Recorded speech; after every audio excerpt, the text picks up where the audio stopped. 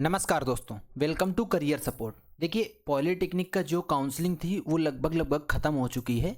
अभी बच्चों ने एडमिशन लेना शुरू कर दिया है। एडमिशन स्टार्ट हो गए हैं और रिपोर्ट करना इंस्टीट्यूट में शुरू कर दिया है। तो जिसको गवर्नमेंट कॉलेज मिला, जिसको प्राइवेट कॉलेज मिला, उससे कोई ख़ास फ़र्क पड़ता नहीं है।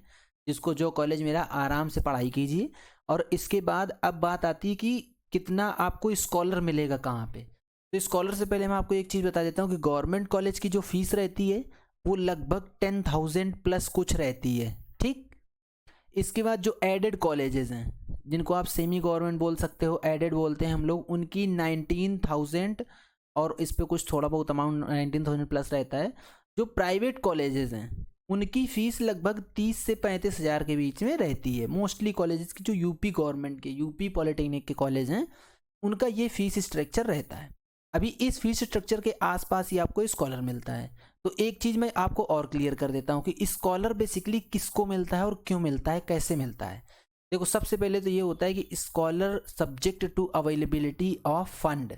मतलब अगर गवर्नमेंट के पास फंड अवेलेबल है तो ही आपको स्कॉलर आएगा, अदरवाइज स्कॉलर नहीं आएगा। तो जनरली ऐसा होता है कि स्कॉलर आ जाता है, गवर्नमेंट के पास फंड रहता है, गवर्नमेंट इन चीज़ों को सपोर्ट करती है। तो जो गवर्नमेंट कॉलेज से पढ़ाई कर रहे हैं उनको लगभग 13K के आसपास स्कॉलर मिलता है। जो एडेड कॉलेजेस से पढ़ रहे हैं उनको भी लगभग 19-20 के आसपास स्कॉलर मिल जाता है। इसके बाद जो प्राइवेट कॉलेज से पढ़ रहे हैं उनको 30-35 के आसपास स्कॉलर मिल जाता है। तो ये जो लगभग एक हिसाब से देखा जाए मोटा मोटा कि जो आप लोग फीस पेमेंट करते हो वही लगभग रीइम्बर्स हो जाती है। इसलिए स्कॉलर बहुत ज़्यादा ज़रूरी हो जाता है, क्योंकि आप लोग पढ़ाई कर रहे हो और आप लोगों को पढ़ाई करते टाइम पैसे की ज़्यादा ज़रूरत रहती है और गवर्नमेंट इस चीज़ पे सपोर्ट करती है। तो गवर्नमेंट स्कॉलर देती है और स्कॉलर मिल भी जाता है। अभी मैं ये बता देता हूँ कि कितने टाइप के स्कॉलर्स रहते हैं। बेसिकली ये जो यूपी गवर्नमेंट का पोर्टल है स्कॉलर का, उसमें किस किस बेसिस पे और किन किन बच्चों को स्कॉलर मिलता है। सबसे पहले आता है प्री मैट्रिक स्कॉलरशिप। ठीक। प्री मैट्रिक स्कॉलरशिप 9th-10th के लिए बोलता है। पोस्ट मैट्रिक स्कॉलरशिप जो 12th वालों, प्री मैट्रिक है 10th के नीचे वालों का। जो पोस्ट मैट्रिक है वो 10th के बाद 12th 11-12th वालों का पोस्ट मैट्रिक है। और इसके बाद आता है post matric other than 12th। उसमें ये आप काउंट कर सकते हो कि आप लोगों का पॉलिटिक वगैरह आ जाएगा। इसके बाद आता है अदर स्टेट। तो जो अदर स्टेट वाली बात है, अदर स्टेट वालों को तो मिलना थोड़ा सा कभी कभी मुश्किल हो जाता है, क्योंकि फंड का ही मेन इशू रहता है। बट जो स्टेट के बंदे हैं, यूपी स्टेट के बच्चे हैं, उनको स्कॉलर मिलता ही मिलता है। मोस्टली स्कॉलर उनको मिल जाता है। तो ऐसी बात नहीं है कि नहीं मिलेगा। अब हम लोग बात कर लेते हैं कि जो बच्चे की एलिजिबिलिटी क्या रहेगी, कि कौन कौन एलिजिबल है स्कॉलर के लिए। तो बिल्कुल बेसिक एलिजिबिलिटी है कि जो जनरल ओबीसी और माइनॉरिटीज़ हैं, जनरल ओबीसी और माइनॉरिटीज़ हैं, जो उनकी जो इनकम है वो 2 लाख रुपए पर एनम, सैकड़ा हजार, 2 लाख रुपए पर एनम से कम ही होनी चाहिए, ज़्यादा नहीं होनी चाहिए। जो 2 लाख रुपए पर एनम है उनकी इनकम, उससे ज़्यादा नहीं होनी चाहिए।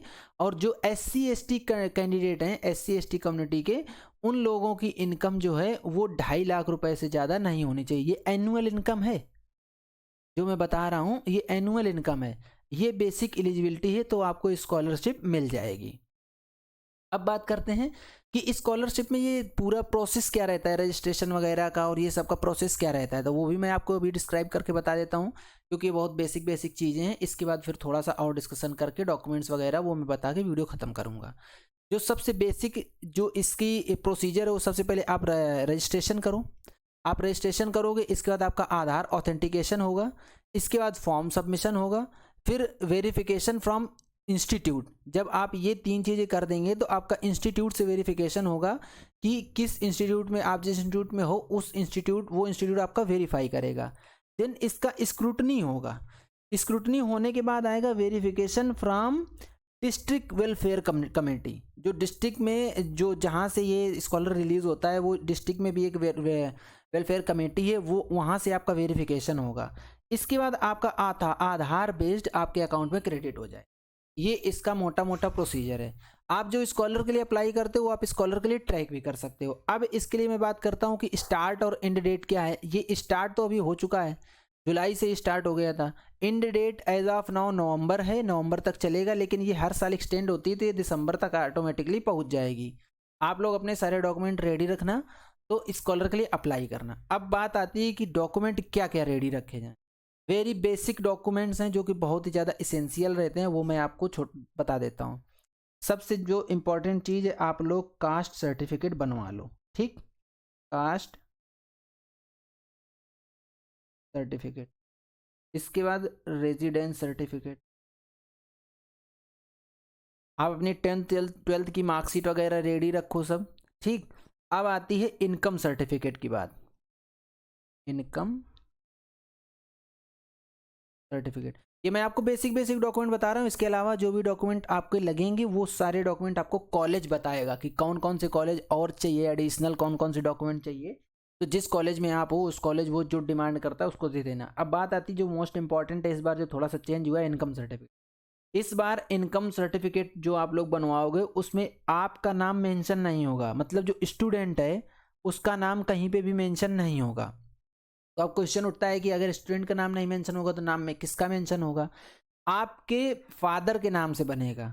इन केस देखिए, जिसके फादर हैं उनके फादर के नाम से बनेगा, जिनकी मदर हैं उनके मदर के नाम से बनेगा, मदर एंड उनके आगे का। जैसे फादर हो गया तो फादर के फिर फादर का नाम उसमें आएगा, मदर और मदर के जो गार्जियन है उनका नाम आएगा। इन केस मदर फादर दोनों किसी कारणवश नहीं है तो फिर आपके गार्जियन के नाम से बनेगा, ठीक। जो भी आपका गार्जियन है, जो भी स्टूडेंट का गार्जियन होगा उनके नाम से बनेगा। और जो मैरिड लड़कियां हैं, मैरिड गर्ल्स हैं जो, वो उनके हस्बैंड के नाम का बनेगा। इस पूरे ये जो इनकम सर्टिफिकेट इस बार बनवाओगे इसमें कहीं पे भी स्टूडेंट का नाम मेंशन नहीं होगा। ये इस बार जो चेंज आया है, इस चेंज को बहुत ध्यान रखना। जब आप लोग इनकम सर्टिफिकेट बनवाने जाना तो ये चीज़ ध्यान देना, ये बहुत ही ज़्यादा ज़रूरी चीज़ है, यही एक मेजर चेंज है इस बार। तो ये मोटा मोटा था कि स्कॉलर कब मिलता है, किसको मिलता है, कैसे मिलता है। और अगर आपको ये चीज़ें नहीं समझ आ रही हैं तो सिंपली आप लोग मेरी टीम से रीच आउट करो, मेरी टीम आपको फुल सपोर्ट प्रोवाइड करेगी। स्कॉलर के लिए पोर्टल ओपन हो जाएगा, पोर्टल के लिए आप स्कॉलर के लिए अप्लाई करो। कॉलेज भी आपको बताएगा जो जो डॉक्यूमेंट कॉलेज मांगे वो सारे डॉक्यूमेंट प्रोवाइड कर देना। इसके बाद आप अपना स्कॉलर ट्रैक भी कर सकते हो। तो चलो इस वीडियो को यहीं तक रखेंगे। अगर आपको वीडियो पसंद आई है तो वीडियो को लाइक कीजिए, चैनल को सब्सक्राइब कर लीजिए, जिससे कि आपको आगे जो भी आपकी स्टडी का अपडेट है वो भी मिलता रहे। बेल आइकन दबा लीजिए। और अगर ऐसे ही आपको और वीडियोस चाहिए तो आप कमेंट बॉक्स में बताइए, अपनी क्वेरीज कमेंट बॉक्स में बताइए। तो मिलेंगे नेक्स्ट वीडियो में, तब तक के लिए टाटा बाय बाय, जय हिंद।